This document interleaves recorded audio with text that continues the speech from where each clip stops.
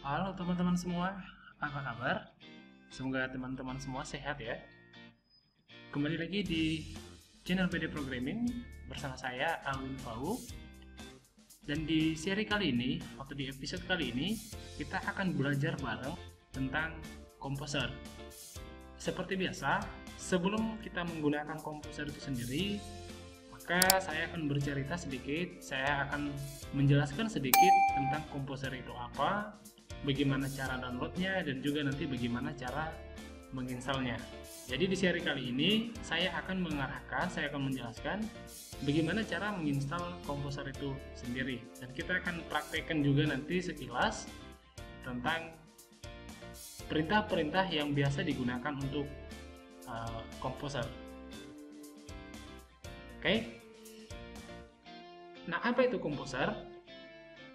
Komposer itu merupakan dependency manager. Nah, dependency manager yang dibuat atau yang dikhususkan untuk bahasa pemrograman PHP ya. Nah, jadi komposer itu dibuat atau dibentuk hanya dikhususkan untuk bahasa pemrograman PHP. Tuh. Dependensi itu apa? Dependensi itu merupakan ketergantungan. Ya.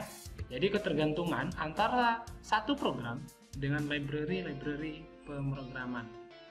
Jadi sebenarnya secara tidak sadar ketika kita membuat satu program, pasti kita menggunakan beberapa library yang membantu kita sehingga program yang kita buat bisa menarik dan bisa cepat dalam proses pembuatannya. Saya akan contohkan seperti ini. Ketika kita membuat satu website, ketika kita membuat satu aplikasi dengan menggunakan HTML, maka kita akan membutuhkan beberapa library yang bisa membantu website kita, yang bisa membantu halaman website kita lebih menarik. Apa saja? Contohnya, kita menggunakan CSS, kita menggunakan JavaScript, kita menggunakan jQuery, dan masih banyak lagi library lainnya. Nah, dengan kata lain, website kita akan tergantung di beberapa library untuk membuat halaman website kita itu tadi memiliki interface yang menarik. Seperti itu. Atau saya ilustrasikan seperti ini. Ketika kita membuat satu aplikasi, ketika kita sedang mendevelop satu program, maka kita akan membutuhkan beberapa library. Tujuannya apa? Supaya program yang sedang kita develop lebih cepat proses pembuatannya. Nah, dan secara tidak sadar sebenarnya di dalam library yang kita gunakan itu sebenarnya terhubung dengan library orang lain yang sudah dibuat, sehingga bisa membantu kita di dalam mengerjakan aplikasi, dalam mengerjakan program itu sendiri. Saya akan ilustrasikan seperti ini. Ketika kita membangun sebuah aplikasi dan menggunakan bahasa pemrograman PHP, maka kita akan membutuhkan beberapa library. Dan tujuan apa? Supaya aplikasi yang kita buat, supaya program yang kita buat itu lebih menarik dan lebih cepat proses pembuatannya. Nah, dengan kata lain, dengan menggunakan beberapa library yang dibuat atau yang disediakan oleh orang lain, maka program kita akan tergantung dengan library tersebut. Nah, dan tidak juga tertutup kemungkinan library yang kita gunakan tadi juga terhubung dengan library yang dibuat oleh orang lain. Nah, begitu seterusnya. Nah, jadi disinilah kegunaan daripada komposernya tadi untuk menghandle, untuk membackup, atau untuk memanajemen library tersebut. Supaya nanti ketika kita mendapatkan perubahan daripada library tersebut, kita akan lebih mudah, kita akan lebih cepat merubah konfigurasinya. Seperti itu ya. Nah, di sini ada beberapa dependency manager atau package manager untuk berbagai bahasa pemrograman. Ini misalnya ada PIP gitu ya, ada pip gitu, untuk Python. Nah, itu adalah package manager atau dependency manager untuk bahasa pemrograman Python. Kemudian ada Bower, ada Cpan gitu ya, ada Composer dan lain sebagainya.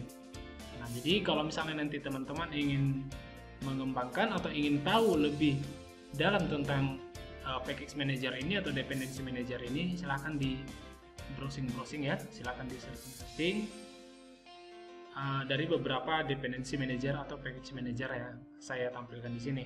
Nah, jadi kita akan fokus di sini di package manager yang khusus untuk bahasa pemrograman PHP. Nah, untuk setiap bahasa pemrograman, package manager itu selalu mempunyai dua bagian, gitu ya, selalu mempunyai dua bagian. Yaitu yang pertama repository dari source code. Nah, jadi package manager atau dependency manager itu akan terhubung nanti di dalam satu repository. Ya, akan terhubung dalam satu repository yang berisikan source code. Ya. Dan yang kedua, ada yang namanya program client. Program client ini yang akan nanti berkomunikasi ke repository. Nah, di dalam program client ini dia akan mengerjakan pekerjaan daripada client side. Dan bentuknya itu di dalam bentuk command line seperti command prompt atau terminal. Nah, jadi seperti yang saya jelaskan tadi dari awal, Composer itu merupakan dependensi yang merupakan dependency manager. Maka atau ketika kita membuat aplikasi dengan menggunakan bahasa pemrograman PHP, maka kita akan terhubung.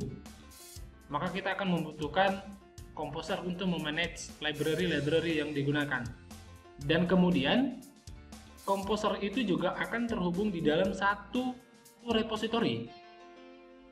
Ya, jadi ketika kita nanti membuat aplikasi, ketika kita membuat program, maka Composer itulah yang akan berkomunikasi ke repository source code-nya. Seperti yang saya jelaskan tadi dari sini, bahwasannya setiap package manager, setiap dependency manager, dia tuh mempunyai beberapa bagian. Di antaranya repository dari source code dan juga program client. Nah, saya rasa itu aja sekilas penjelasan daripada komposernya tadi. Langkah selanjutnya yang perlu kita lakukan yaitu kita akan download komposernya dan kita akan install. Oke, kita buka dulu Chrome-nya. Kita buka Chrome. Selanjutnya kita cari di sini Composer. Oke, kita cari Composer.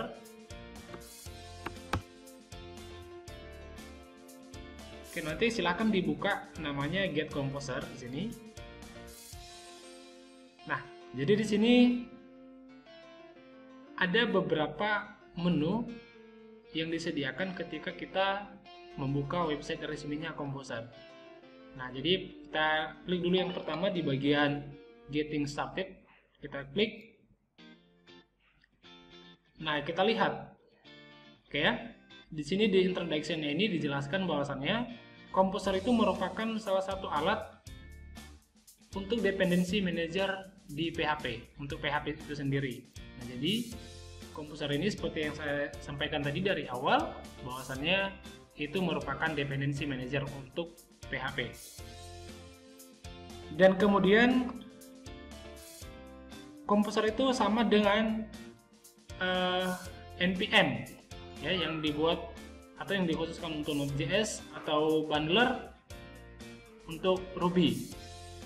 Ya. Kemudian untuk Composer itu sendiri mengharapkan atau merekomendasikan versi PHP-nya itu yang kita gunakan versi 5.3 gitu ya.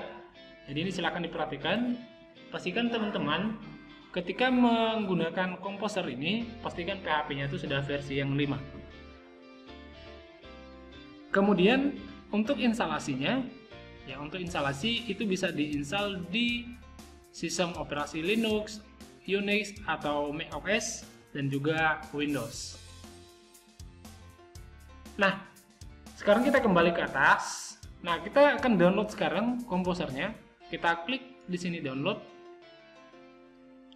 Kemudian nanti di sini akan ada Windows installer. Ya. Di sini ada Windows installer. Kemudian di sini download and run Composer. Nah, jadi kita klik aja ini, kita download. Secara otomatis nanti akan terdownload seperti ini. Nah, langkah selanjutnya kita buka foldernya. Kemudian kita install. Diklik 2 kali saja. Klik 2 kali, kemudian silakan pilih install for all user. Ya, kita klik. Kemudian kita pilih yes. Oke, ketika ada konfigurasi seperti ini, ya, ketika ada konfigurasi seperti ini tadi, silakan di next-kan aja.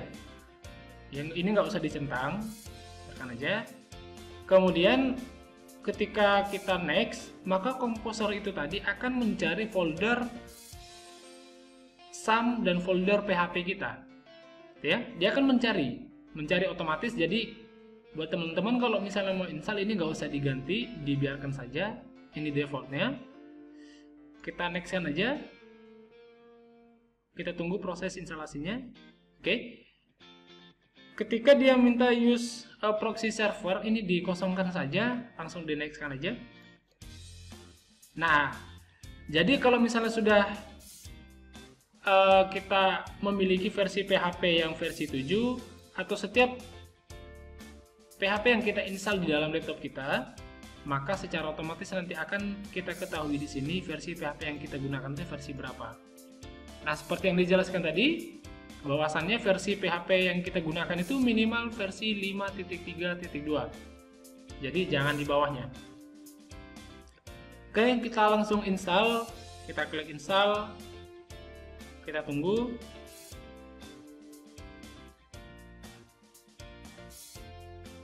Oke, finish. Ini complete Composer setup. Kita klik finish. Oke, nah selesai, kita sudah menginstal Composernya. Lalu bagaimana cara mengeceknya apakah Composer kita itu sudah terinstall di komputer kita atau belum? Nah, caranya kita buka command prompt. Kita tekan logo Windows plus R. Kemudian kita ketikkan di sini cmd atau command prompt. Kemudian di command prompt kita ini kita ketikkan di situ Composer. Kemudian kita enter. Oke. Nah, kalau misalnya sudah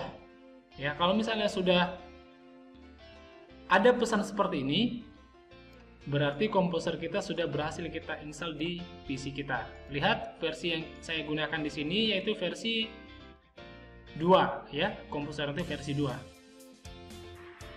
Nah, langkah selanjutnya supaya kita bisa menggunakan Composernya tadi, supaya kita bisa menggunakan library-library yang disediakan oleh PKGIS-nya tadi seperti yang saya jelaskan di sebelumnya, maka kita pergi ke website resminya pkgis.org. Ya, kita buka, kita klik aja ini browse package, kita klik. Nah, jadi PKGIS ini adalah sebuah website yang menyediakan beberapa package atau library. Gitu ya, seperti yang saya jelaskan tadi, ketika kita menggunakan Composer, maka Composer itu akan terhubung ke dalam PKGIS ini.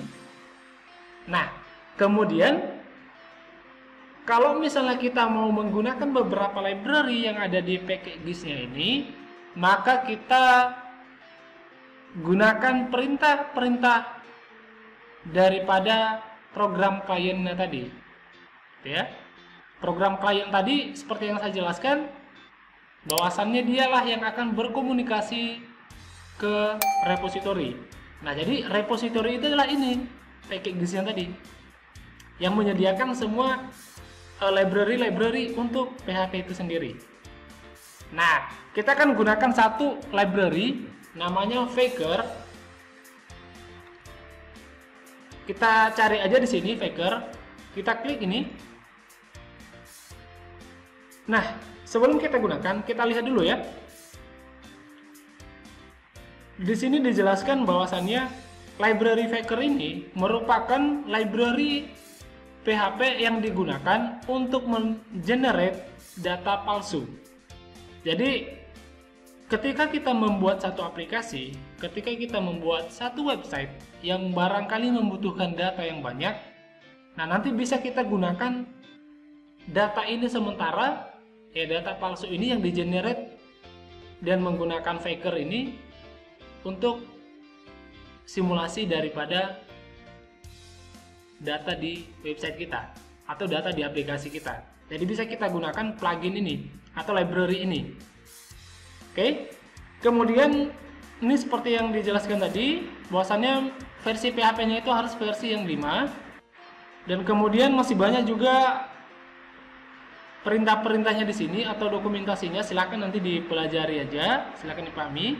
Nanti kita akan coba dasarnya bagaimana cara mengenerate, bagaimana cara menggunakan library daripada package ini tadi. Nah, jadi Faker ini dibuat oleh Pak Janinoto. Ini orangnya ya.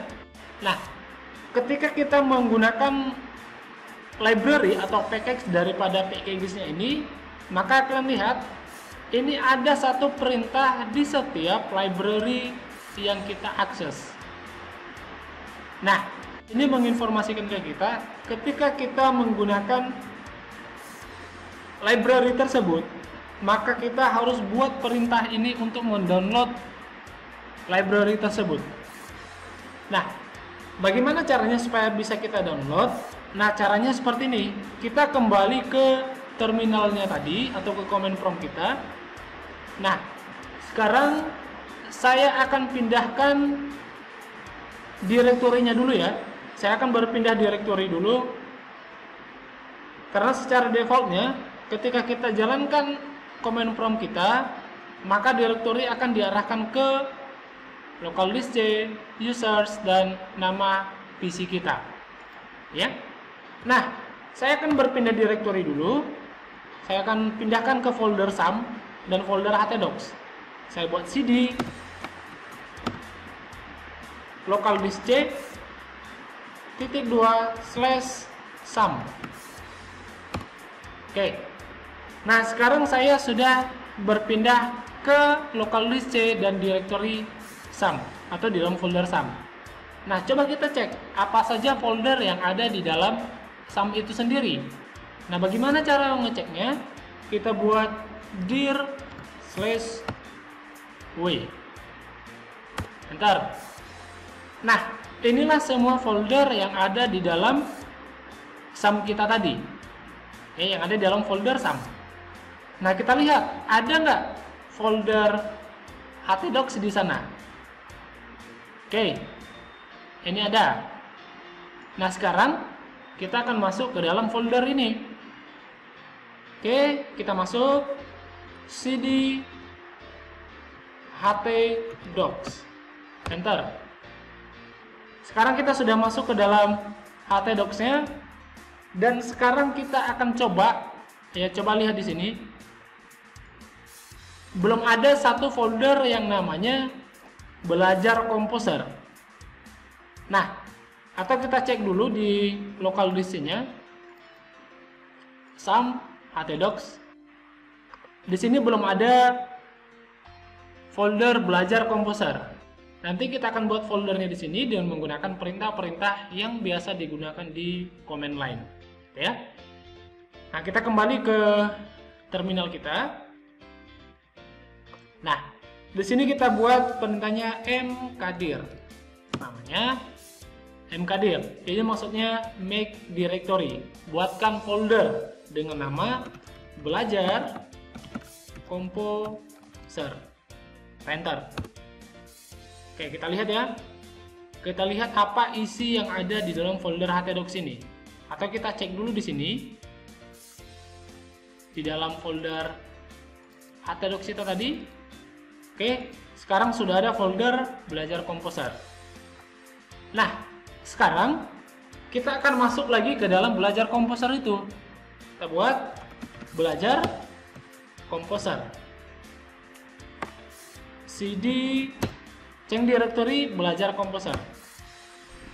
Oke, sekarang kita sudah masuk ke sini, ke folder belajar komposernya tadi.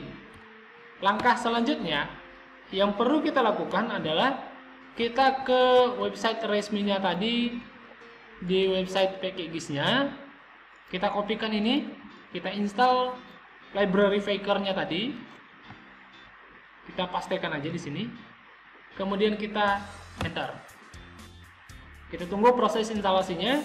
Ini tergantung koneksi internet teman-teman semua. Oke, sekarang kita sudah menginstal library faker-nya tadi. Ini faker-nya dan versi 192 ya. Versi 192. Oke, nah sekarang kita ke folder htdocs kita buka ini.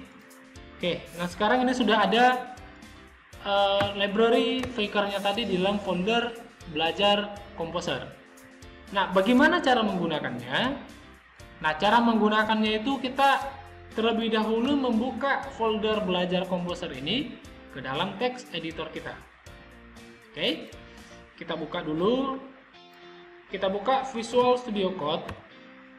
Kita akan buka project atau folder belajar komposernya tadi. Oke, sekarang kita akan coba cari project kita tadi. Yang kita akan cari, kita pilih menu file, kemudian open folder.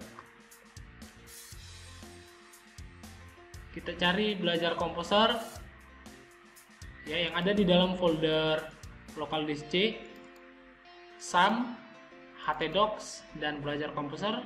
Kita klik, kemudian select folder. Oke, nah sekarang kita lihat, kita coba klik komposernya ini. Kita double klik. Oke, nah ini komposernya. Nah ini adalah file dari komposer JSON-nya ya. Kita menggunakan versi library-nya tadi atau faker-nya itu versi yang 19. Oke, kemudian nanti di dalam folder vendornya ini terdiri beberapa library ya yang akan kita gunakan nantinya. Oke, kemudian kita kembali ke website resminya. Kita lihat bagian bawah. Kita akan coba generate data palsu ya, dan menggunakan library faker ini. Bagaimana caranya? Yang pertama kita lihat di sini, yang perlu kita include-kan itu adalah di bagian autoload-nya, autoload.php. Nah, jadi kita buat file baru dulu di sini. Kita buat namanya index.php. Sorry, ini salah. Seharusnya di dalam folder sini kita buat index.php. Oke, di luar ya dibuat ya, jangan di dalam folder vendornya ya. Oke, kita close saja. Kemudian kita kembali ke sini, kita copy paste yang ini. Kita akan coba saja. Oke, ini ada satu file yang kita include-kan, yaitu autoload. Nah, yang perlu diperhatikan di sini, ya. Di sini yang perlu kita perhatikan yaitu di dalam alamatnya ini, alamat file daripada autoload-nya ini. Kita lihat ini sebenarnya di mana filenya. Ini di dalam folder vendor, kemudian autoload, ya. Nah, di sini kita buat aja vendor.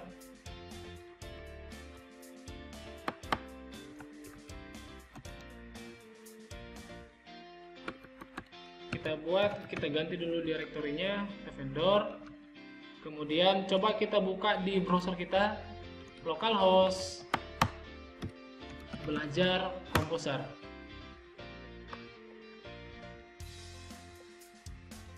Oke, kita jalankan dulu server Apache-nya.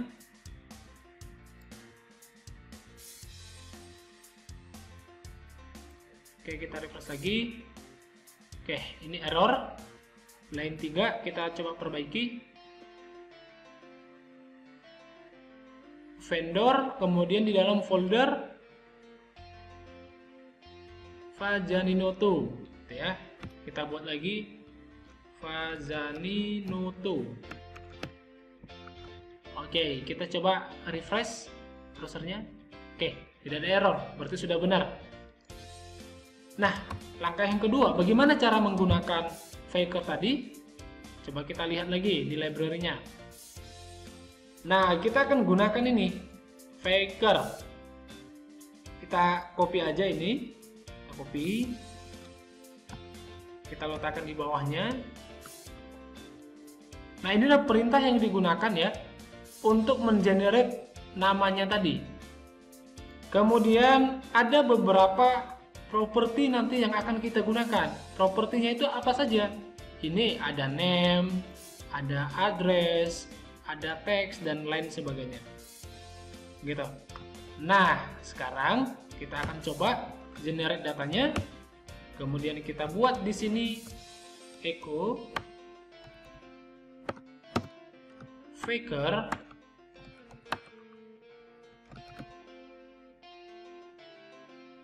$faker,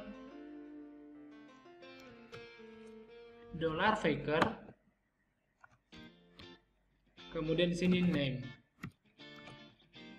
Oke, coba kita lihat ya, apakah ada namanya atau tidak. Kita lihat, kita refresh. Oke, ini ada namanya Gilda Mills. Nah, kita coba refresh lagi. Oke, secara otomatis ini akan di random ya, atau di generate. Kemudian bagaimana kalau misalnya kita tambahkan satu properti lagi, yaitu echo $faker, kemudian address. Nah, nanti kita lihat apa yang akan terjadi.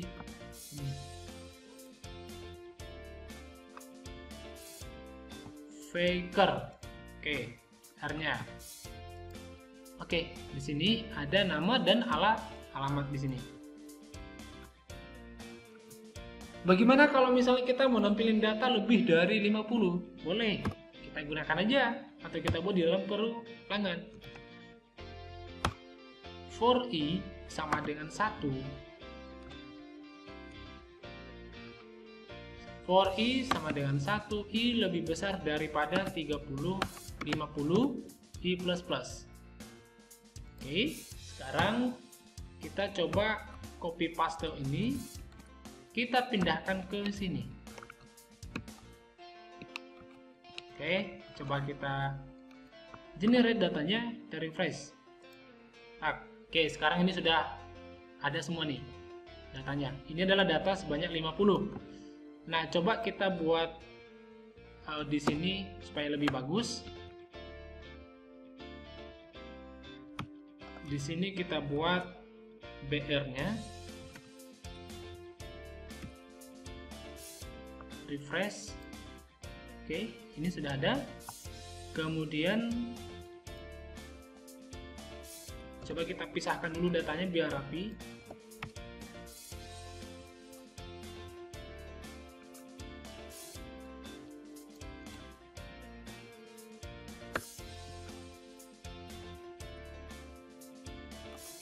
Oke, seperti ini. Kita coba simpan. Kita simpan dan kita refresh, kita lihat hasilnya. Oke, nah jadi ada 50 data ya, ada 50 data seperti ini. Nah, ini data-data faker ini atau data yang di random ini nanti bisa kita gunakan untuk data palsu di website kita untuk sementara ketika kita belum mempunyai data yang real, gitu ya. Nah, selanjutnya boleh nggak atau bisa nggak kita gunakan nama-nama ini, kan nama-nama dari orang luar negeri ya. Kalau misalnya kita gunakan nama orang Indonesia, bisa nggak? Bisa. Coba kita lihat di dokumentasinya. Di bagian localization. Kita klik. Di sini berarti ada keyword yang dimasukkan.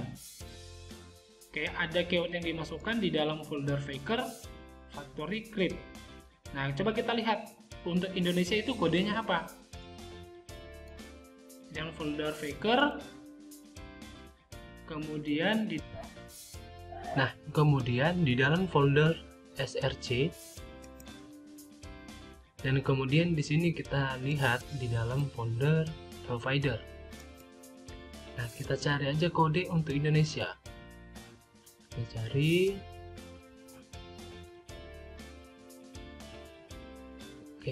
Ini untuk kode orang Indonesia, ya, ID_ID. Jadi kita buat di sini ID_ID.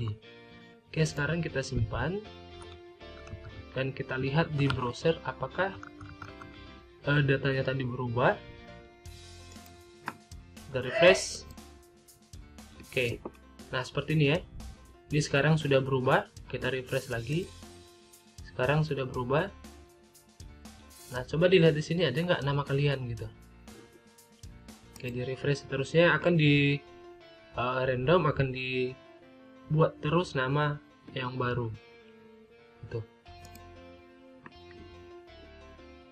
Baik, demikianlah kira-kira penjelasan daripada komposernya tadi serta cara menggunakannya. Dan buat teman-teman yang masih belum paham atau yang masih bingung dengan materi ini, silahkan dipelajari atau ditonton terus videonya. Dan tentunya jangan lupa di subscribe dan aktifkan loncengnya supaya Anda atau teman-teman semua bisa mengetahui pembaruan-pembaruan atau materi-materi terbaru nantinya yang saya upload di channel ini. Sampai jumpa di materi berikutnya.